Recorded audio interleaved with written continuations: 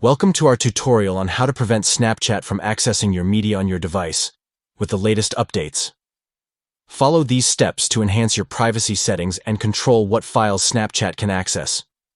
To begin, open the Settings app on your device to access the Settings menu. Scroll down and tap on Apps or Application Manager, which may vary depending on the device you are using. Find and select Snapchat from the list of apps displayed to access its specific settings.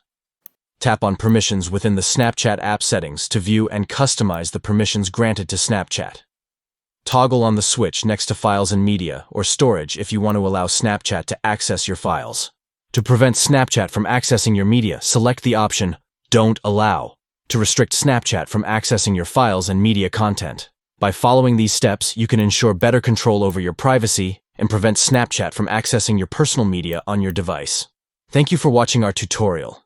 Enjoy the enhanced privacy settings that enable you to manage what information Snapchat can access.